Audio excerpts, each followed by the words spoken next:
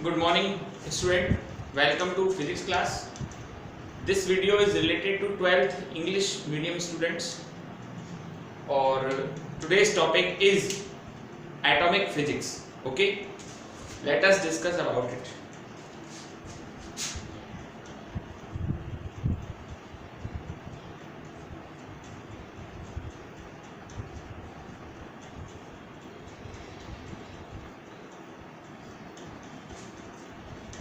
Rajasthan board की जो book है उसमें एटॉमिक फिजिक्स जो है वो चैप्टर नंबर 14 है। ठीक है, एटॉमिक फिजिक्स आपका चैप्टर नंबर 14 है और ये चैप्टर काफी इजी चैप्टरों में इसकी काउंटिंग है, इजी माना जाता है ये चैप्टर। दूसरा ये इस चैप्टर में डेरिवेशन ओरिएंटेड चैप्टर है। ये जो चैप्टर है इसमें मोस्टली जो है वो आपके डेरिवेशंस हैं। तो इस चैप्टर को अपन देखते हैं डिटेल में क्या है इसके अंदर। तो सबसे पहले हम बात चलेगी एटम की। तो एटम जो है, एटम क्या होता है, व्हाट इज एन एटम। बहुत से बच्चों को ये नहीं पता होता कि एटम है क्या। The smallest undivided part of particle of any matter. किसी भी मैटर का स्मॉलेस्ट अनडिवाइडेड पार्ट जो होता है, अनडिवाइडेड जो हिस्सा होता है, उसी को अपन क्या बोलते हैं, उसका एटम। जिसे ऐसे मानिए किसी चीज को हमें तोड़ना है तो तोड़िए आप उसको, तो जो सबसे छोटा हिस्सा रह जाएगा, बिल्कुल छोटा, उसी का नाम दिया गया है एटम। उसी को बोला जाता है एटम। एटम का जो नेम था वो डाल्टन ने दिया था। डाल्टन साइंटिस्ट ने सबसे पहले एटम का नेम दिया था और इससे रिलेटेड कई सारे हमारे मॉडल हैं जिनको हम एटॉमिक मॉडल भी कहते हैं, वो भी डिस्कस करेंगे। तो उस एटम के बारे में अपन को क्लियर हो गया। The smallest undivided part of any element is known atom. और एक बात और, एटॉमिक फिजिक्स जो होती है वो मॉडर्न फिजिक्स कहलाती है। मॉडर्न फिजिक्स और क्लासिकल फिजिक्स को दो पार्ट्स में डिवाइड किया हुआ है। तो modern physics, the physics which was discovered after 1900 is considered to be in a modern physics. तो एटम जो है वो आपका मॉडर्न फिजिक्स का चैप्टर है, तो इसको अच्छी तरीके से देखिएगा। इस चैप्टर में हम बेसिकली एटॉमिक मॉडल्स के बारे में और मेनली हाइड्रोजन एटम के बारे में डिस्कस करने वाले हैं। ठीक है, तो काफी ध्यान से आप इसको देखिए। तो अब हम स्टार्ट कर रहे हैं। हम सबसे पहले पहला मॉडल है Thomson atomic model.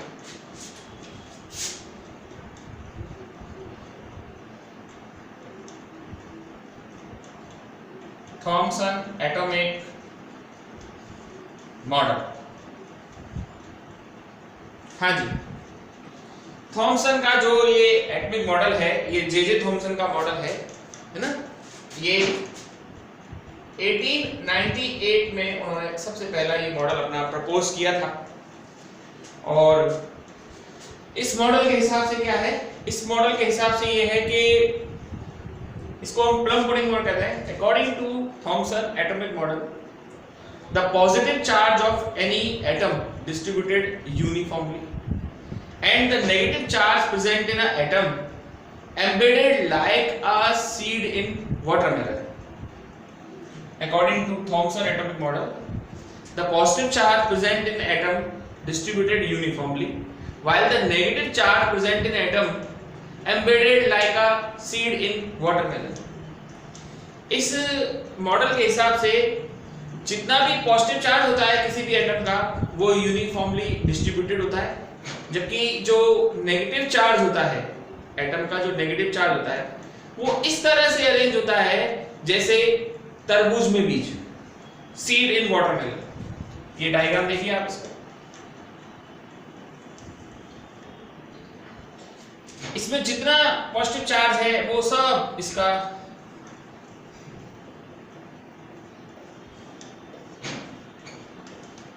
Uniformly distributed है।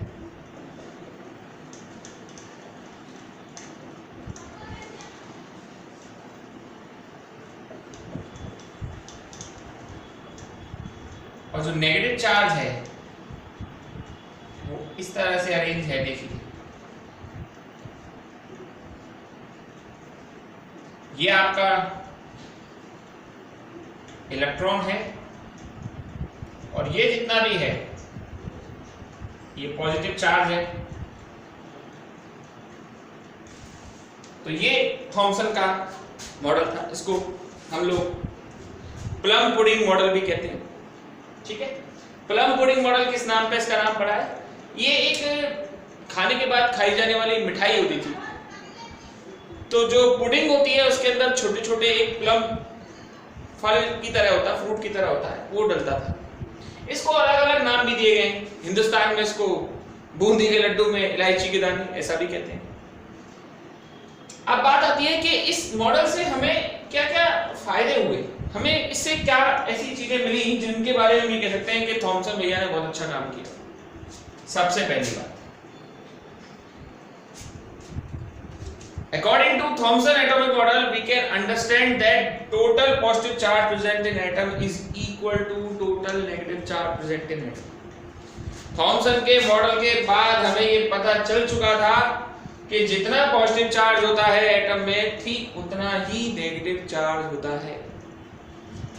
मतलब amount of positive charge present in atom is equal to amount of negative charge present in atom. जितना पॉजिटिव चार्ज है उतना नेगेटिव चार्ज है। इसका मतलब एटम कैसी बॉडी हुई? न्यूट्रल। एटम पर कोई चार्ज होगा ही नहीं, क्योंकि जब जितना पॉजिटिव हो गया उतना नेगेटिव होगा। और एक बात ये तो हो ही गया। दूसरी बात ये कि जब ये बात पता चल गई कि जितना पॉजिटिव चार्ज है उतना नेगेटिव चार्ज है, तो उससे आयोनाइजेशन को भी समझाया जा सका। आयोनाइजेशन क्या होता है?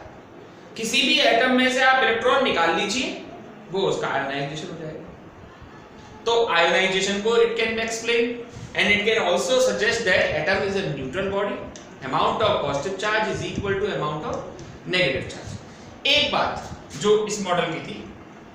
दूसरी बात ये थी, सेकंड बात ये थी कि भैया एटम जो है does not remain at rest। Atom rest पर नहीं रहते। It start to vibrate around its mean position। Atom जो है वो अपनी मीन पोजीशन के अराउंड क्या करते रहते हैं? वाइब्रेट करते रहते हैं। और जब ये वाइब्रेट करेंगे तो इनके वाइब्रेशन से क्या होगा? जब ये वाइब्रेट करेंगे तो इनके वाइब्रेशन से रेडिएशन निकलेंगे और उन रेडिएशन से स्पेक्ट्रम मिलेगा। तो स्पेक्ट्रम के बारे में भी इसने कहा था कि एटम से इस तरह से स्पेक्ट्रम मिलता है। हालांकि देखा जाए तो ये पहली बात तो इसकी बिल्कुल एकदम सही है, लेकिन दूसरी बात में गलती है, वो हम ड्रॉबैक बताएंगे। तो थॉमसन की जो दो मेन इंपॉर्टेंट बात थी उनमें पहली तो यही थी कि atom is a neutral body, that means amount of positive charge is equal to amount of negative charge. दूसरी बात ये है कि जितना एटम जो होता है वो एटम में प्रेजेंट जो इलेक्ट्रॉन है vibrate from its mean position, वो अपनी मीन पोजीशन के अराउंड क्या करता है? वाइब्रेट करता है। जब वो अपनी मीन पोजीशन के अराउंड वाइब्रेट करता है तो रेडिएशन एमिट करता है, जिसकी वजह से हमें क्या मिलता है? स्पेक्ट्रम मिलता है। तो ये तो था इसकी दो बातें, जिसमें से पहली बात तो बहुत अच्छी तरीके से एक्सेप्टेबल है, लेकिन सेकंड में थोड़ा बहुत डाउट है। ओके, तो आगे देखते हैं इसमें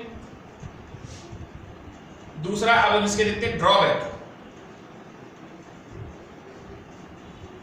ड्रॉबैक्स क्या है? हाँ जी, सबसे बड़ा ड्रॉबैक तो इसका ये है कि भैया आपने तो कह दिया कि एटम में जब जैसे हम सबसे बड़ा ड्रॉबैक तो उसका यही मिल गया।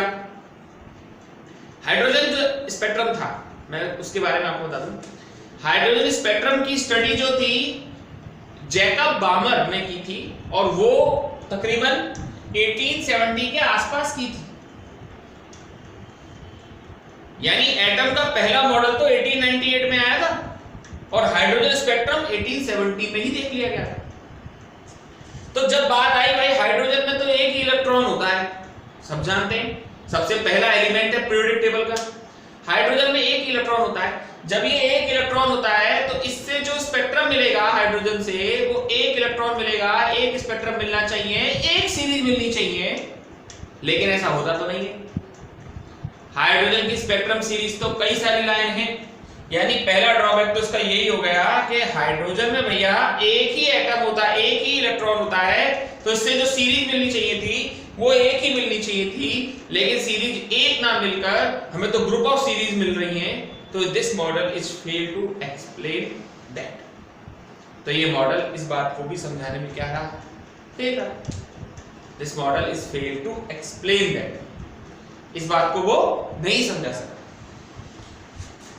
दूसरी बात, इसी समय तक रदरफोर्ड के दो स्टूडेंट थे, गाइगर और मार्सडन, उन्होंने एक एक्सपेरिमेंट किया था, बड़ा फेमस एक्सपेरिमेंट था, अल्फा स्कैटरिंग। अल्फा स्कैटरिंग, तो अल्फा स्कैटरिंग में तो सब कुछ अलग मिल रहा था, वो तो बिल्कुल ही डिफरेंट बात हो गई। मतलब एटम का जो ये मॉडल था, थॉमसन इसको पूरी तरह से गलत कर गई। कौन सा मॉडल? Alpha scattering. रदरफोर्ड के जो दो स्टूडेंट थे, गाइगर और मार्सडन, 1911 में हालांकि उनका मॉडल आया था, लेकिन ये उसी की टाइम की बात थी। तो अल्फा स्कैटरिंग को थॉमसन के एटॉमिक मॉडल से हम लोग समझाने में बिल्कुल फेल रहे। तो ये थे थॉमसन का एटॉमिक मॉडल। आई थिंक आपको इस मॉडल में कोई ऐसी दिक्कत नहीं आई होगी, ठीक है। अब इसके बाद हम बात करते हैं दूसरा जो हमारा इसी के रिलेटेड टॉपिक है, वो है अल्फा स्कैटरिंग, ठीक है। तो देखते हैं उसको।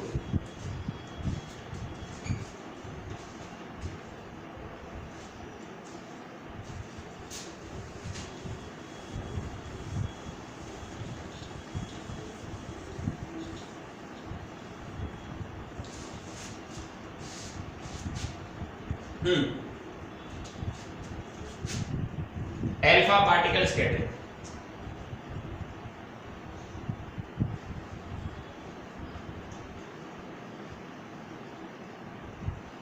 कुछ नया नहीं है, हम पहले भी पढ़ के आए, पर देखिए पहले पढ़ने में और अब पढ़ने में आपको कितना फर्क लगेगा, ठीक है। तो यहां बड़े ध्यान से देखिएगा, अल्फा पार्टिकल स्कैटरिंग। रदरफोर्ड के दो स्टूडेंट थे, गाइगर और मार्सडन, उन्होंने अल्फा पार्टिकल स्कैटरिंग किया था। अल्फा पार्टिकल क्या होता है? What are the alpha particle? Doubly ionised helium 2He4, ये है आपका अल्फा पार्टिकल।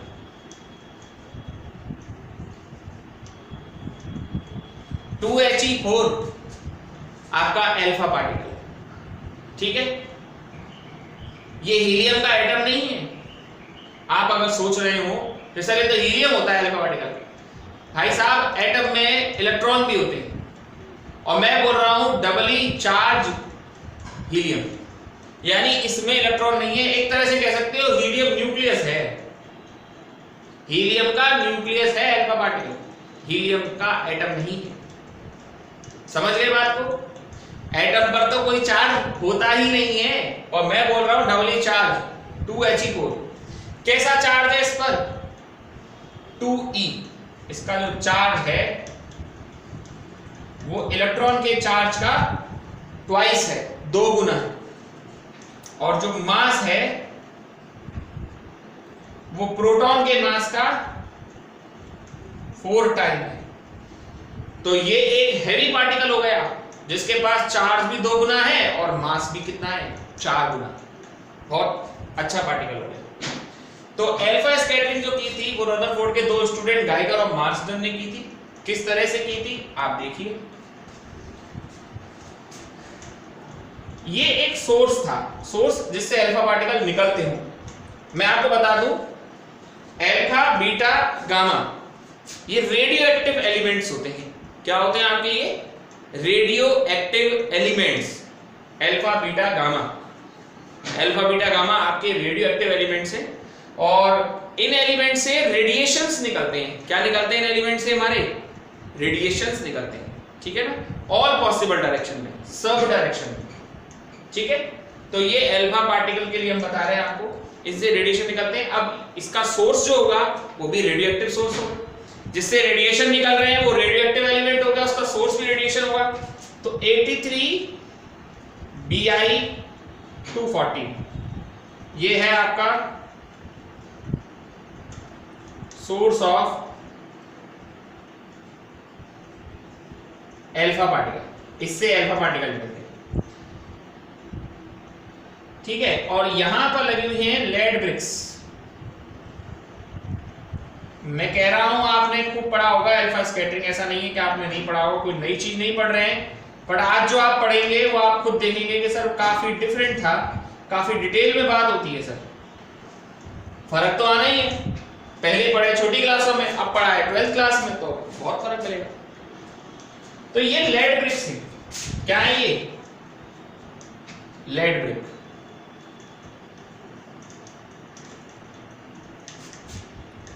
लेड ब्रिक से क्यों? इसलिए कि यहां से अल्फा पार्टिकल निकलेंगे। Lead is one of the good absorber of alpha particles. ये अल्फा पार्टिकल का एक बहुत अच्छा एब्जॉर्बर है लेड। तो इससे अल्फा पार्टिकल निकलेंगे तो सब तरफ जाएंगे, वो तो इधर भी जाएंगे ऊपर भी जाएंगे। अब बीच में एक फाइन, इनके बीच में एक होल है, तो वहां से निकल के ये बीम बन जाएगी, beam of alpha particles. 83Bi214 is a source of alpha particle. ये source alpha particle का passes through a lead brick. lead brick में से इसको पास करते हैं and convert into a beam of alpha particle. और इसको alpha particle की beam में हम क्या कर लेते हैं, convert कर लेते हैं। और this beam is allowed to fall on a thin gold foil. इस beam को हम एक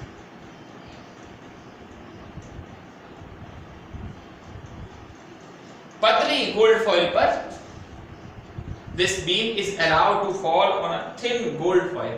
हम इस बीम को एक पतली गोल्ड फॉइल पर अलाउ करते हैं गिरने के लिए, ठीक है।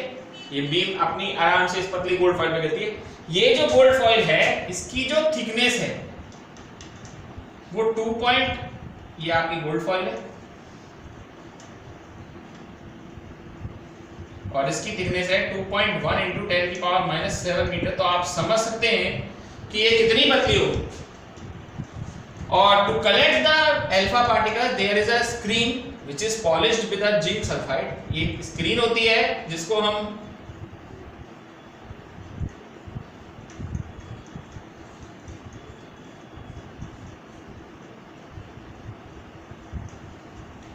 ये ZNS स्क्रीन भी बोलते हैं इसको अपन।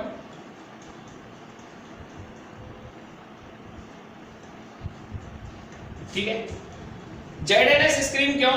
जैसे ही अल्फा पार्टिकल इस पर गिरते हैं ना, एक फ्लैश प्रोड्यूस करते हैं जिससे इनकी काउंटिंग में आसानी रहती है। और यहां लगा हुआ होता है आपका एक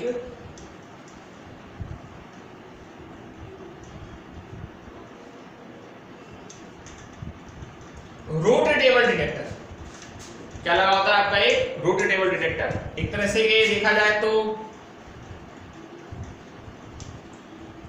माइक्रोस्कोप ही है। क्या है आपका ये माइक्रोस्कोप है जो काउंट करता है कितने अल्फा पार्टिकल आए। This is the experimental setup of alpha scattering. 83Bi214 is a source of an alpha particle. An alpha ray emit in all possible direction. These alpha radiation passes through a lead bricks and convert into a beam of alpha particle. This beam is allowed to fall on a thin gold foil of a thickness 2.1 × 10⁻⁷ meter. To collect the number of alpha particles, there is a screen, ZNS screen. There is a screen which is polished by ZNS, zinc sulfide. When alpha particle incident on that screen, then produce a flash. So zinc sulfide screen is help us to count the number of alpha particle. There is a microscope which is counter. एक तरह का ये counter होता है जो ये count करता है कि कितने अल्फा पार्टिकल आपके आए हैं, किस तरह से गए। ठीक है, ये सेटअप था। अब जब ये एक्सपेरिमेंट किया गया था तो ऑब्जर्वेशन देखिए इसकी। ठीक है, तो इसको थोड़ा सा साफ करके फिर लिखते हैं ऑब्जर्वेशन।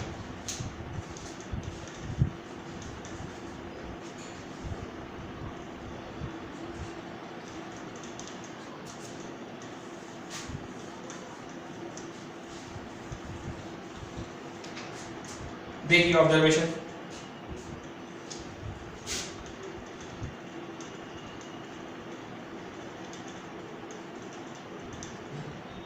देखिए एक्सपेरिमेंट में ना तीन बातें मेन होती हैं, तीन बातें एक्सपेरिमेंट में मेन होती है हमेशा। वैसे तो चार होती हैं बट तीन मेन है। मेन कौन कौन सी? क्योंकि सारे एक्सपेरिमेंट में कैलकुलेशंस नहीं होती हैं, इसलिए तीन मेन मानी जाती है। सबसे पहले तो सेटअप विद डायग्राम, मतलब उसका डायग्राम क्या है और सेटअप क्या है। दूसरा है ऑब्जर्वेशन, आपको क्या क्या देखने को मिला। तीसरा है रिजल्ट। तो अभी बात चल रही है ऑब्जर्वेशन की, तो ऑब्जर्वेशन देखिए क्या हुआ। Most of the alpha particle passes without scattering. बहुत सारे अल्फा पार्टिकल तो भाई आपके बिल्कुल सीधे बिना किसी से कुछ कहे पास हो गए। Most alpha particle passes without scattering, ये पहला observation. The first observation is most of the alpha particle passes without scattering, ये पहला ऑब्जर्वेशन था। सम अल्फा पार्टिकल, कुछ alpha particle scattered with an acute angle. Acute angle means the angle less than 90 degree. कुछ alpha particle acute angle से scattered हो जाते हैं। 1 in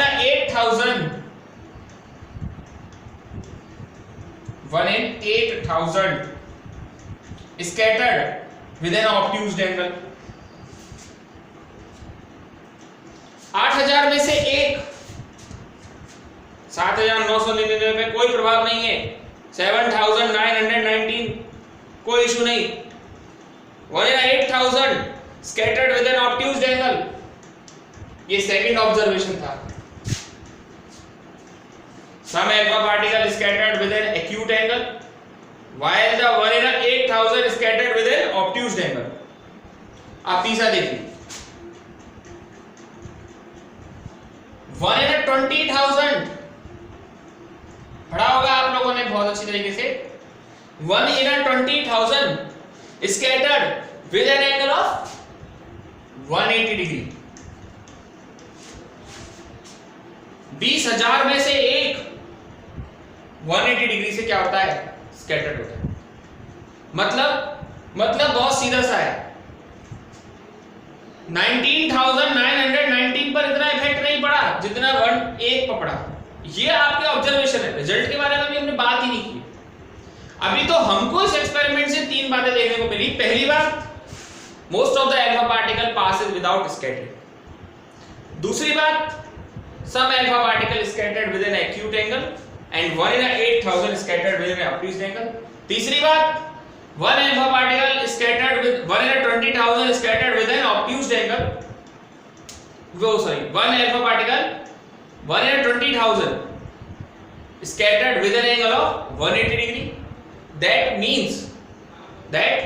means उस समय रदरफोर्ड के ये स्टेटमेंट थे कि जैसे कोई 15 इंच का कोई तोप का गोला है, वो गया हो और एक कागज की पन्नी से टकराकर वापस आ गया हो और चलाने वाले को क्या कर गया? वो घायल कर गया। ये स्टेटमेंट थे रदरफोर्ड के उस समय। ये जो बात मैं आपको बता रहा हूं, ये रदरफोर्ड ने अपने स्टूडेंट से उस समय कहा था। ये तो बड़ी असंभव सी बात हो रही है यार कि एक जा रहा है 20,000 में से एक और लौट के आ रहा है। अल्फा पार्टिकल एक हेवी चार्ज पार्टिकल है और वो जा रहा है और सीधे टकरा कर वापस आ रहा है। जबकि गोल्ड फॉइल की थिकनेस तो क्या है? कुछ नहीं है, 10⁻⁻7 मीटर, आपके बाल से भी पतला।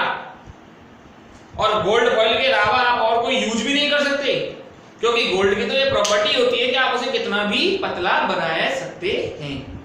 तो ये था एक बात तो उसके अंदर, ठीक है। दूसरी बात देखिए, 120,000 scattered with an angle of 180 degree, तो ये तो हो गया। अब आप देखिए इसके रिजल्ट क्या है। सबसे पहला result, most of the alpha particle passes without scattering. ज्यादातर अल्फा पार्टिकल बिना स्कैटरिंग के पास हो गए। That means most of the part of an atom is hollow. Atom के अंदर का ज्यादातर हिस्सा खाली, होलो, कुछ नहीं है उसके अंदर, खोखला।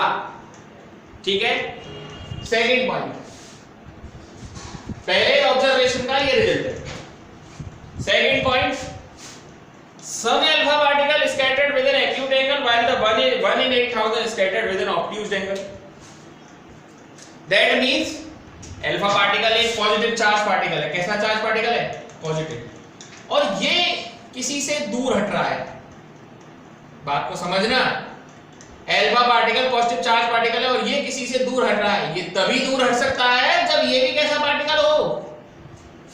पॉजिटिव। अल्फा पार्टिकल एक पॉजिटिव चार्ज पार्टिकल है, ये एक दूसरे पार्टिकल से दूर हट रहा है। ये तभी दूर हट सकता है जब दूसरा वाला भी कैसा हो? पॉजिटिव। इसका मतलब क्या है कि जो रदरफोर्ड ने, जो उसने कहा था ना, किसने थॉमसन ने, कि तो पॉजिटिव चार्ज यूनिफॉर्मली डिस्ट्रीब्यूट होता है, वो अल्फा स्कैटरिंग में नहीं मिल रहा। इसके हिसाब से तो positive charge of atom contain at a point, total positive charge of atom contain at a point, जितना ही पॉजिटिव चार्ज है वो एक पॉइंट पर बना हुआ है। 8000 में से 1 के साथ हो रहा है। लेकिन बाद में बात आई जो तीसरे, ये दूसरे ऑब्जर्वेशन की बात थी। तो दूसरे ऑब्जर्वेशन का रिजल्ट क्या था? दूसरे ऑब्जर्वेशन का रिजल्ट था total positive charge of an atom contain at a point. ये एक पॉइंट पर है, लेकिन 1 in 20,000 scattered with in 180 degree. 20,000 में से एक जो जा रहा है वो 180 डिग्री पे जा रहा है। इसका क्या मतलब है? इसका ये मतलब है कि पॉजिटिव चार्ज, आपकी बात तो ठीक है कि पॉजिटिव चार्ज एक ही पॉइंट पर होगा, आपकी बात बिल्कुल सही है कि पॉजिटिव चार्ज एक ही पॉइंट पर होगा, लेकिन वो पॉइंट ही बहुत छोटा होगा।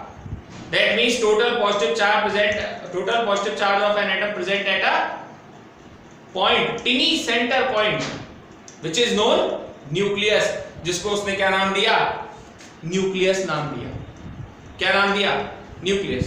थर्ड ऑब्जर्वेशन का ये रिजल्ट है, total positive charge of an atom centred at a tiny centre point which is known nucleus. अभी हम आपको आगे बताएंगे कि न्यूक्लियस की जो रेडियस आती है वो 10⁻⁻14 मीटर टू 10⁻⁻15 मीटर, जो बहुत कम है। while the radius of an atom 10⁻⁻10 metre, atom की रेडियस 10⁻⁻10 मीटर है, जबकि न्यूक्लियस की रेडियस 10⁻⁻14 टू 10⁻⁻15 मीटर है। यानी आप समझ सकते हैं एटम की रेडियस से भी 5 गुना या 4 गुना कम। अगर मैं इसको फिजिकली आपको कुछ इसका कोई एग्जांपल दूं तो ऐसा कह सकते हैं जैसे फुटबॉल का एक मैदान हो, उसमें एक मक्खी बैठी हो, वो साइज है न्यूक्लियस का। बड़ी असंभव सी बात लगती है, बट हाँ ऐसा ही है, ऐसा ही है। न्यूक्लियस का साइज बहुत छोटा है। साइज से हमारा मतलब यहाँ उसकी रेडियस से भी होता है, और अपन ये कह सकते हैं होते दोनों स्फेरिकल है, एटम को भी स्फेरिकल मानते हैं। तो आप देख लीजिए कितना छोटा है एटम, है कि नहीं? एटम बहुत छोटा है और ये सब बहुत छोटे छोटे एलिमेंट्स हैं। तो ये तो थी आपकी रदरफोर्ड की अल्फा स्कैटरिंग। मेरे को लगता है कि मैंने अपनी तरफ से बहुत अच्छी तरीके से आपको रदरफोर्ड अल्फा स्कैटरिंग पढ़ाई है। शायद आपने इतनी डिटेल में पहले कभी स्टडी हो सकता है करी हो, पर आई डोंट थिंक सो कि आपने ऐसा कभी डिटेल में पढ़ा होगा, इतना डिटेल में जाके कि आपको हर चीज बताई जाए क्या है क्या नहीं है। ठीक है, तो अल्फा स्कैटरिंग जो की थी वो रदरफोर्ड के 2 स्टूडेंट ने की थी। उन्होंने अल्फा पार्टिकल की थिन गोल्ड फॉइल पर बॉम्बार्ड कराई थी, और जो सोर्स था वो 83 Bi214 Bi बिस्मिथ को बोलते हैं। Alpha particle radio active particles हैं, और जो सोर्स है वो आपके क्या है? रेडियो एक्टिव सोर्स है। और इससे जो बीम निकल रही है लेड ब्रिक में से गुजार कर उसको एक फाइन बीम के रूप में क्या किया गया है? कन्वर्ट किया गया है। और this beam is allowed to fall on a thin gold foil. Thin gold foil पर इसको घेरा गया है, और फिर इसको कलेक्ट करने के लिए पीछे हमारे पास यहाँ पर क्या है? एक स्क्रीन है, जिंक सल्फाइड इस पे क्या किया गया है? पॉलिश की हुई है। जैसे ही वो इस पर गिरता है क्या प्रोड्यूस करता है? वो फ्लैश प्रोड्यूस करता है। और अल्फा पार्टिकल के नंबर को काउंट करने के लिए हमारे पास यहाँ पर रोटेटेबल डिटेक्टर होता है, जिस एक तरह का माइक्रोस्कोप होता है। और 3 ऑब्जर्वेशन है, जिसमें से मेन इस मॉडल में अल्फा स्कैटरिंग की जो मेन मोटो है वो यही है कि जो टोटल पॉजिटिव चार्ज होता है एटम का वो यूनिफॉर्मली डिस्ट्रीब्यूट ना होकर एक टिनी सेंटर पॉइंट पर होता है, जिसको अपन ने क्या नाम दिया गया है हमारा न्यूक्लियस। ओके, तो आज के लिए बहुत है। आज मैंने आपको रदरफोर्ड थॉमसन का एटॉमिक मॉडल बताया, अल्फा स्कैटरिंग बताया। कल हम इसी अल्फा स्कैटरिंग पर बेस्ड रदरफोर्ड एटॉमिक मॉडल के बारे में पढ़ेंगे। ये बिल्कुल फ्रेश वीडियो है, नया वीडियो है और स्टार्टिंग का वीडियो है। शुरू से ही पकड़ बना के रखें, तब तो आप आगे और अच्छा कर पाएंगे। Okay, that's all for today.